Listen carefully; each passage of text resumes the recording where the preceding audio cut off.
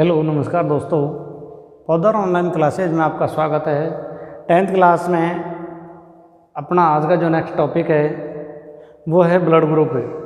Blood के बारे में अपन ने पिछली वीडियो में बता दिया कि रुधिर क्या है।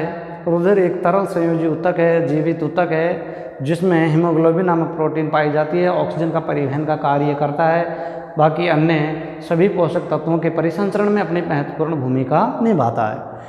तो देखो ब्लड ग्रुप, अब ब्लड ग्रुप क्या होता है? रक्त समूह,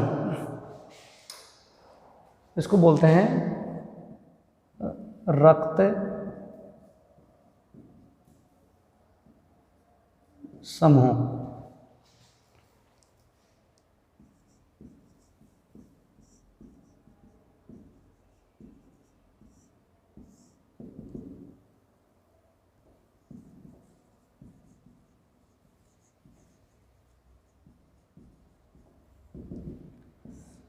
देखो रक्त समूह क्या होते हैं? जब रुधिर का आदान किया जाता है, रुधिर का ट्रांसमिशन किया जाता है, एक व्यक्ति से दूसरे व्यक्ति में रुधिर चढ़ाया जाए, तो उस समय इन रुधिर ग्रुप की रक्त समूहों की आवश्यकता पड़ती है, क्योंकि रुधिर में 4 रक्त समूह पाए जाते हैं। इसको सबसे पहले रुधिर समूह के बारे में कार्ल लैंडस्टीनर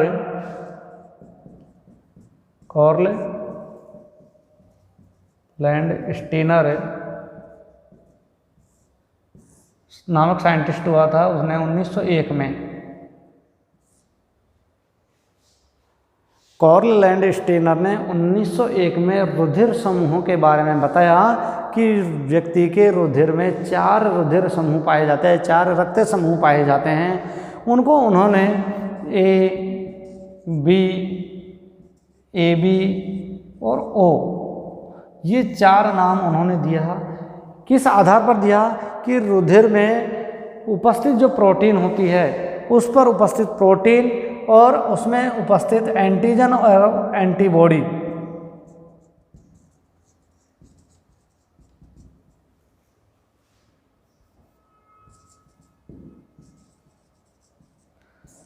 एंटीजन एवं एंटीबॉडी, उसमें उपस्थित एंटीजन के आधार पर उन्होंने रुधिर को 4 रक्त समूहों में, 4 ब्लड ग्रुप में डिवाइड किया, जिसका नाम उन्होंने ए बी और ओ रखा। कि उनमें रुधिर में उपस्थित एंटीजन के आधार पर उन्होंने इन रक्त समूहों को 4 भागों में डिवाइड किया गया।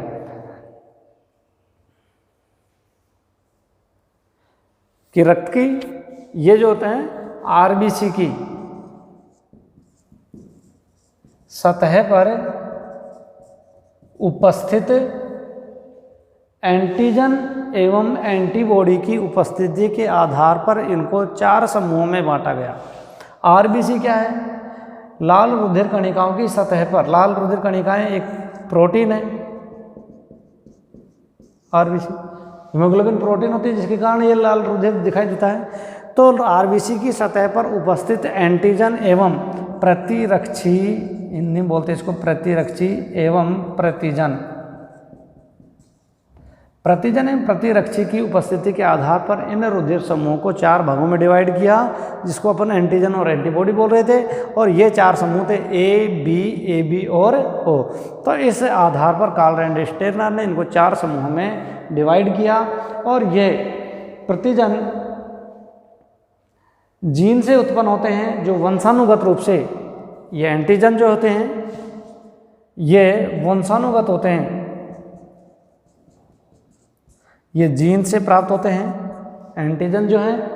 इसीलिए जब रुधिर एक व्यक्ति से दूसरे व्यक्ति में चढ़ाया जाए, तो उस समय जो रुधिर का चेक किया, तो अधिकतर रुधिर उसके संबंधित परिवार वालों से, उससे कि जैसे माता पिता है, क्योंकि माता पिता का जो रक्त है वो संतान में निश्चित है 100% उसका ब्लड ग्रुप मिलेगा, या तो माता का होगा या पिता का।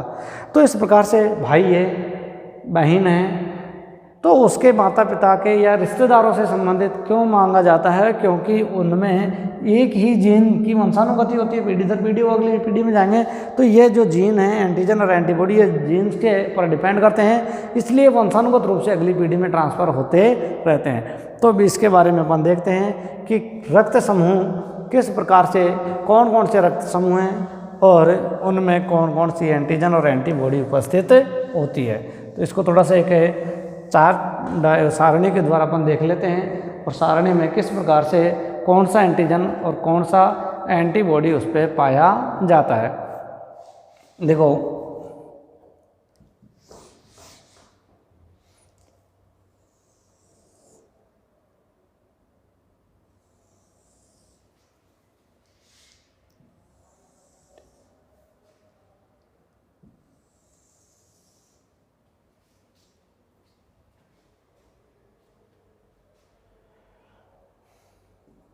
ये तो है क्रम संख्या, सीरियल नंबर। ये है ब्लड ग्रुप, रक्त समूह।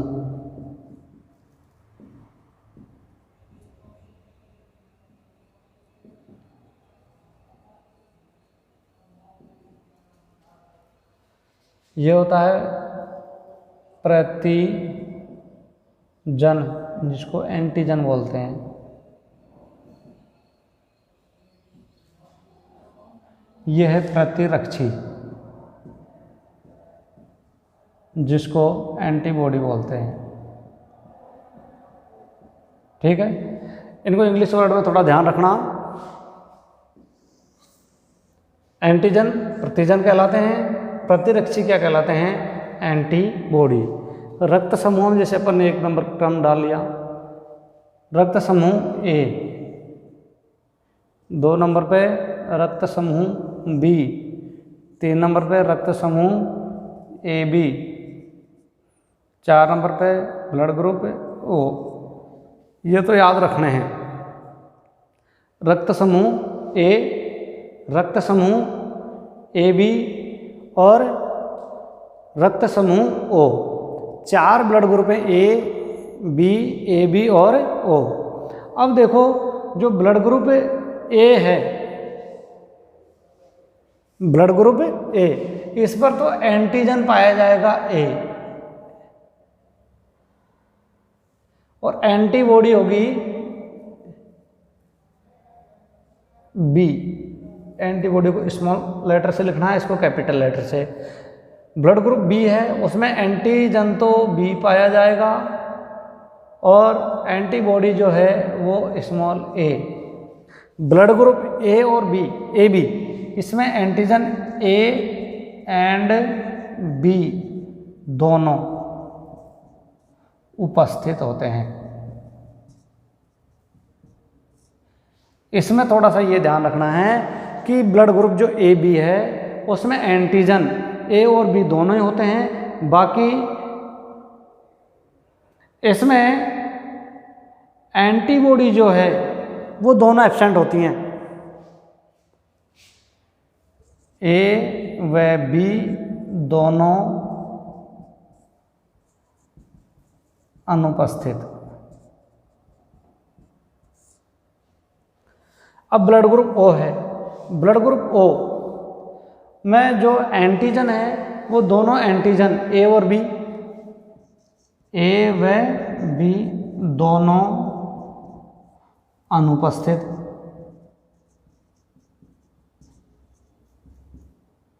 और इसमें एंटीबॉडी ए व बी दोनों उपस्थित। ये थोड़ा सा को अच्छी तरीके से ध्यान रखना है कि रुधिर समूह ए, उसका एंटीजन ए और एंटीबॉडी बी। एंटीजन तो ए और बी में एंटीजन तो वही जो ब्लड ग्रुप है, एंटीबॉडी उनके विपरीत है। बी, ए पे तो बी है और बी पे ए है, इन्हें थोड़ा सा ध्यान रख लेना। अब ये दो हैं, इनको विशेष तौर से ध्यान रखना है। जो ब्लड ग्रुप ए बी है उस पर एंटीजन प्रतिजन ए और बी दोनों उपस्थित होते हैं, परंतु एंटीबॉडी दोनों ही एब्सेंट होते हैं। रुधिर समूह ओ जो है इस पर ए व बी दोनों ही एब्सेंट होते हैं, एंटीजन तो, और एंटीबॉडी इसमें दोनों उपस्थित होती है। इसमें दोनों एंटीजन, भाई ए बी में तो दोनों एंटीबॉडी अनुपस्थित हैं, और या में दोनों एंटीजन अनुपस्थित है। इसलिए रक्त समूह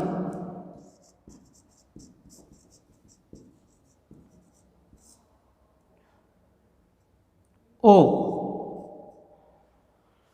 ब्लड ग्रुप ओ, ये कहलाता है सार्वत्रिक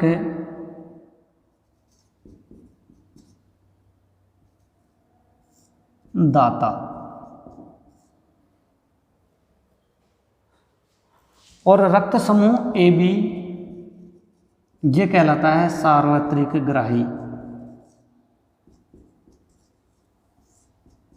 सार्वत्रिक ग्राही, सार्वत्रिक ग्राही क्या होता है कि जो सभी से खून ले सके, वो तो ए बी है, क्योंकि ए बी में दोनों ही एंटीबॉडी ए और एंटीबॉडी बी दोनों ही एब्सेंट होते हैं। इसलिए कोई सा भी खून ए बी में चढ़ा दीजिए, सारे खून उसमें घुलनशील अवस्था में आ जाएंगे, व्यक्ति को कोई दिक्कत नहीं।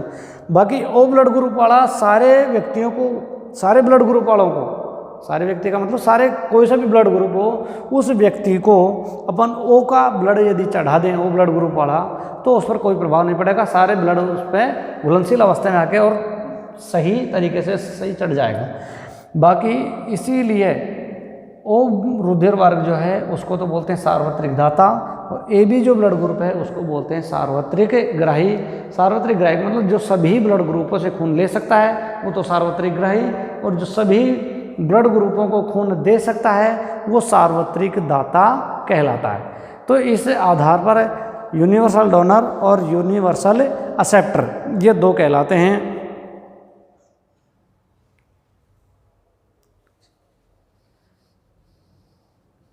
क्योंकि इसके ऊपर प्रतिरक्षी ए और बी दोनों उपस्थित होती हैं और ए बी पर दोनों एंटीजन उपस्थित होते हैं। तो इस आधार पर इनको सार्वत्रिक ग्राही और सार्वत्रिक दाता, ओ को सार्वत्रिक दाता और ए बी को सार्वत्रिक ग्राही कहा जाता है। तो इस आधार पर इनको अपन रक्त समूहों में, अब देखो यदि इनका अपन जीन प्रारूप देखने चाहें कि इनमें कौन कौन से जीन उपस्थित होते हैं, क्योंकि ये जीन भी आगे आएंगे, यदि यहीं अपन जीन प्रारूप देख लें इनका, जीन प्रारूप इसको अगली वीडियो में बताएंगे, क्योंकि इसका डायग्राम सहित बताना पड़ेगा। वंशानुगत लक्षण है कि एक पीढ़ी से दूसरी पीढ़ी में किस प्रकार से ब्लड ग्रुपों का ट्रांसमिशन होता है, उनकी संतानों में किस प्रकार से अगली पीढ़ी में ये ब्लड सर्कुलेट होता है, चढ़ जाता है। तो इस प्रकार से ये रुधिर समूह में आज अपन ने ये बताया कि रुधिर एक तरल संयोजक है, और रुधिरों में जो रुधिर वर्ग की खोज सर्वप्रथम कार्ल लैंडस्टीनर ने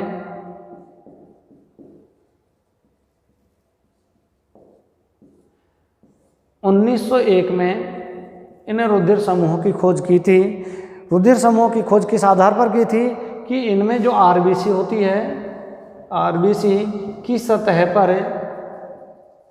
आरबीसी क्या एक प्रोटीन है, लाल रुधिर कणिकाएं हैं, इनमें उपस्थित हीमोग्लोबिन प्रोटीन, आरबीसी की सतह पर उपस्थित एंटीजन, प्रतिजन और प्रतिरक्षी के आधार पर इनको 4 भागों में डिवाइड किया गया है कि रुधिर समूह ए, रक्त समूह ए जिस पर एंटीजन ए पाया जाता है, एंटीबॉडी बी होती है, ध्यान रखना है। रुधिर समूह जो बी है उस पर एंटीजन तो बी है, जो रुधिर समूह वही है, और एंटीबॉडी जो है वो इसके विपरीत हो जाएगी, ए पर तो बी और बी पर ए। रुधिर समूह जो ए बी है उस पर ए और बी, इन दोनों ने ध्यान से रखना, एंटीजन ए और बी दोनों उपस्थित होते हैं। किस पर? ए बी ब्लड ग्रुप पर। और ओ पर ए और बी दोनों अनुपस्थित होते हैं। इस पर तो दोनों प्रेजेंट हैं और इस पर दोनों एब्सेंट हैं। अब एंटीजन की, एंटीबॉडी की है, एंटीबॉडी जो पर ये एंटीजन दोनों उपस्थित रहे वो में एंटीबॉडी दोनों एब्सेंट रहेंगी, जो में एंटीजन दोनों एब्सेंट है वहाँ में दोनों एंटीबॉडी उपस्थित होती हैं। तो ओ ब्लड ग्रुप में तो दोनों एंटीबॉडी पाई जाती हैं और ए बी ब्लड ग्रुप में दोनों एंटीजन पाए जाते हैं। जिसमें दोनों एंटीबॉडी पाई जाएंगी वो तो कहलाता है सार्वत्रिक, क्योंकि इसमें कोई एंटीजन नहीं है, इसलिए इसमें कोई सा ही खून यदि हम मिलाएंगे तो उसमें क्लॉटिंग नहीं होगी, कोई सा ब्लड यदि भी मिलाएंगे क्लॉटिंग नहीं होगी और व्यक्ति में आसानी से रुधिर चढ़ाया जा सकता। इसलिए ओ रुधिर वर्ग को बोलते हैं सार्वत्रिक दाता, क्योंकि इसका खून किसी भी ब्लड ग्रुप वाले, ए वाले को भी, बी वाले को, ए बी वाले को और ओ वाले को, तो भाई यदि जैसे अपन खून एक व्यक्ति से दूसरे व्यक्ति में चढ़ा रहे हैं, ए का खून ए में चढ़ा सकते हैं, बी का खून बी में चढ़ा सकते हैं, ए बी का ए बी में चढ़ा सकते हैं और ओ का ओ में चढ़ा सकते हैं। पर इसमें ओ ब्लड ग्रुप एकमात्र एक ऐसा है कि ओ ब्लड ग्रुप वाला जो व्यक्ति है वो ए वाले को भी खून दे सकता है, बी वाले को भी खून दे सकता है, ए बी वाले को भी खून दे सकता है, खुद के को तो वो खुद के वर्ग वाले को तो देगा ही। तो इसलिए इसको बोलते हैं सार्वत्रिक दाता, क्योंकि इसमें कोई सा भी एंटीजन नहीं पाया जाता, आरबीसी की सतह पर एंटीजन नहीं पाया जाता, एंटीजन नहीं है तो ये इनमें एंटीजन और एंटीबॉडी आपस में मिलकर क्लोटिंग कर लेती हैं, थक्का जमा देती हैं, जिससे रुधिर का प्रवाह नहीं होता और व्यक्ति की मृत्यु हो जाती है। इसलिए खून चढ़ाते समय, उससे खून चढ़ाने से पहले उस व्यक्ति का रुधिर ग्रुप चेक किया जाता है, ब्लड ग्रुप चेक किया जाता है कि कौन सा ब्लड ग्रुप है, जिसका यदि ब्लड ग्रुप मैच खाता है उसी ब्लड ग्रुप को उस व्यक्ति में चढ़ाया जाता है। अन्यथा यदि मैच नहीं कर रहा है तो हर बड़े हॉस्पिटल जो होते हैं उनमें ब्लड बैंक होती हैं और रुधिर बैंक होती हैं, ब्लड बैंक। इन ब्लड बैंकों में ब्लड का स्टोरेज किया जाता है। ब्लड का स्टोरेज केवल ज़्यादा से ज़्यादा अधिकतर 30 दिन तक ही कर सकते हैं, उसके बाद ये नहीं रुक पाता है। तो ब्लड बैंकों में रुधिर का जैसे अपना ओ है और अपन को ए का रुधिर चाहिए, अपना ए है अपन को बी का रुधिर चाहिए, तो अबे जैसे यदि ब्लड ग्रुप मिल जाता तो ठीक है, नहीं तो उन बैंकों में जैसे अपना ओ ब्लड ग्रुप है तो ओ वाला या ए वाला ए ब्लड ग्रुप है, अपन को बी चाहिए तो ए का ब्लड अपन बैंक में जमा करा दीजिए और बी ग्रुप का अपना ब्लड उतना 1 यूनिट 2 यूनिट 3 यूनिट जितना भी दान करें दे सकें उतना जमा करा दें और दूसरा ब्लड ग्रुप जो अपन को चाहिए वहाँ से ले सकते हैं। तो इस प्रकार से ब्लड बैंकों में भी ब्लड को सुरक्षित रखा जाता है और वहाँ व्यक्ति में जो आवश्यकता होती है उसके अनुरूप उसको अपन प्राप्त कर सकते हैं।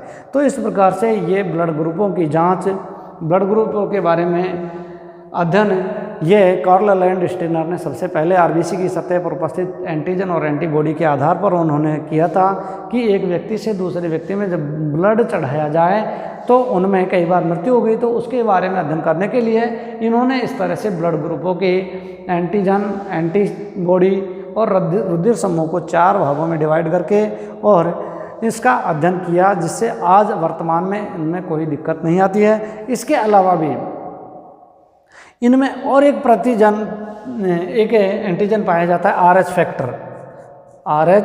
फैक्टर। इसके बारे में अपन अगली वीडियो में अध्ययन करेंगे।